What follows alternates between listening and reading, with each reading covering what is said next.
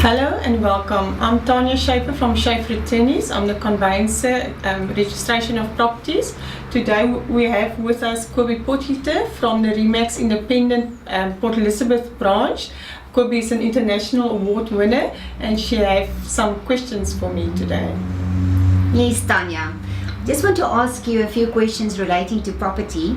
Firstly, what do you think is the role of a conveyancer in the registration process of properties? When you buy a property, an attorney that is a conveyancer must register it in a deeds office.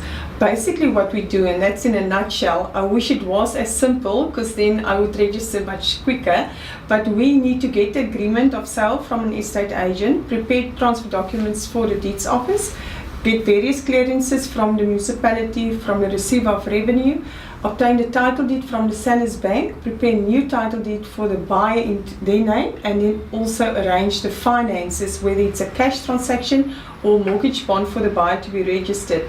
That we actually synchronize that whole process, getting it to the deeds office and then register.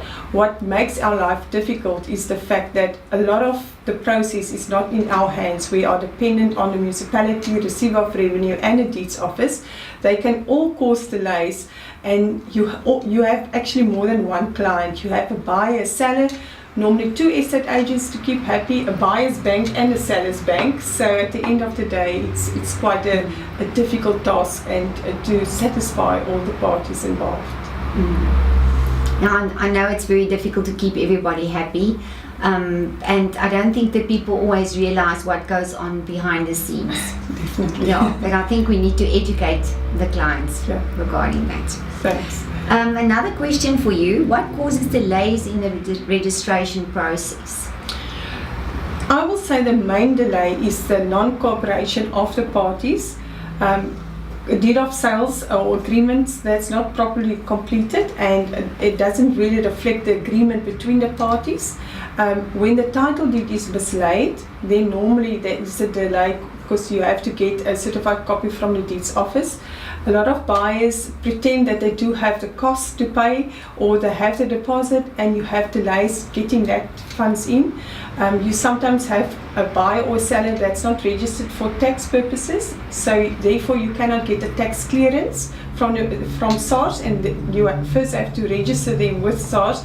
That's a delay, and of course sellers, they can also cause the delay of the property if they don't sign documents, if they don't provide us with the necessary FICA documentation. So at the end of the day, if all the role players really cooperate, we can get it registered so much quicker. And then everybody's happy. Everyone's obviously. happy. Okay, another question for you: in which purchase price properties do you specialize? We register all over Port Elizabeth. It's always, of course, nice to register your more expensive properties when it comes to the fees that you're earning. But as I said previously in another interview, it's very satisfactory to register property into a first-time buyer, which is normally the lower end of the market. So I will not say that we specialize in a specific field, but I will say that we can handle any transaction, whether it's a 20 million rand commercial building that's being registered or a 20,000 rand low-cost house. We can do both, and we will basically specialize in all of them. Now, I think for everybody here, if you're a first-time homeowner, your property is as important to you than a 5 million rand mansion, and they always, expect the same service. As long as you satisfy the client's needs, indirectly you get that satisfaction from the appreciation. Definitely. And then, are you registering mortgage bonds as well, or only properties? We are very proud to say that we are on the bank of the panel of all the major banks in South Africa. That is now Absa Bank, First Rand Bank, Nedbank and Standard Bank. And also we are basically one of the top performers for the banks. We get performance reports on a month-to-month basis, and we always strive to be under the top 3 at least, and which is nice because we can go to any estate agent, to any client, and tell them that if the banks put us on their performance reports, that shows that we really give the performance to the clients. We strive to get registrations through as soon as possible. That is reassuring. And then what is the difference between the registration of a property and the bond? The process that we follow is normally linked to each other. When you take up a bond to buy a property, it's registered the same day. It's different documentations that's involved. With the transfer, you get clearances from the receiver, from the municipality. There's a title deed involved. When you do a bond registration, the bank actually instructs you as attorney to act for the bank and to get all the necessary security documents so that the bank can feel at ease to release the funds to the buyer. So that's normally like a debit order, the agreement between the parties, the FICA documentation, session of life cover. So once all the documents are signed, the bank then scrutinize it. If they accept it, they will say you can proceed to register, which will basically mean that you link those documents with the transfer documents in the deeds office, and on date of registration the bank releases the funds. If you take up a bond that is registered against a property that you're already the owner of, that is separate from the transfer, and that can take in a short period of 3 to 4 weeks. We basically need the instruction from the bank, prepare the documents, get the title deed and lodge in the deeds office.